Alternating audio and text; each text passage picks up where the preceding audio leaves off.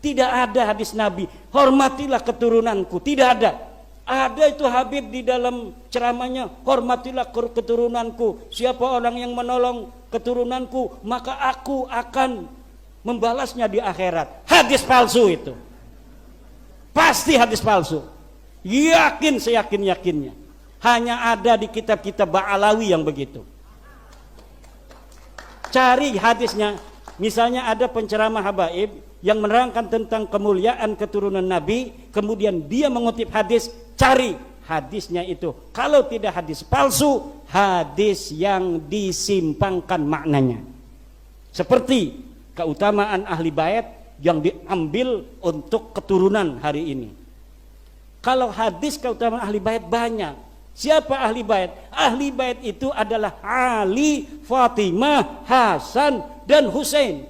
Kita semua percaya bahwa Habib di Indonesia adalah keturunan Nabi Muhammad SAW. Kita percaya bahwa Ba'alawi adalah keturunan Nabi Muhammad SAW.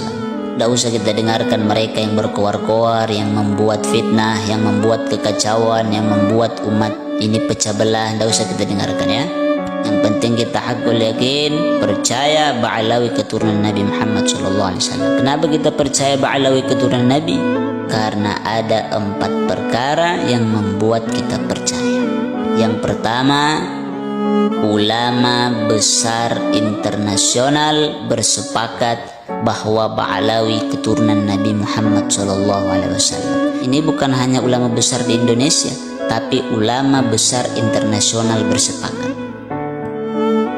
Yang kedua, ulama-ulama besar dari zaman dahulu tidak pernah membahas soal nasab Ba'alawi, apalagi mengilegalkan nasab Ba'alawi sebagai keturunan Nabi Muhammad SAW. Yang ketiga, tidak ada kitab-kitab dari para ulama yang menulis bahwa Ba'alawi bukan keturunan Nabi Muhammad. Tidak ada.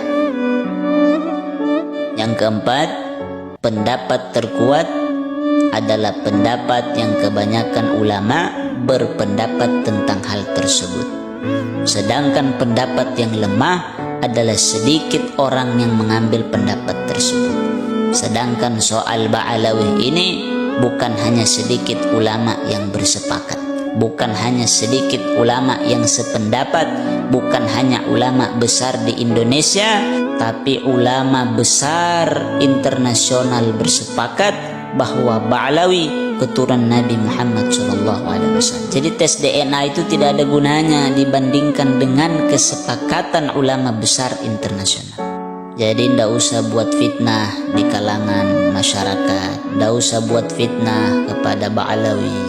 Ya, dalam Al-Quran Allah Subhanahu wa Ta'ala katakan, Quran surah Al-Buruj, innal ladzina fatanul mu'minina wal mu'minat, sesungguhnya orang yang menfitnah orang yang beriman, apalagi menfitnah Ba'alawi bukan keturunan Nabi, falam yatubu, mereka tidak bertaubat kepada Allah, falahum azabu jahannam, maka bagi mereka azab jahannam. Hati-hati.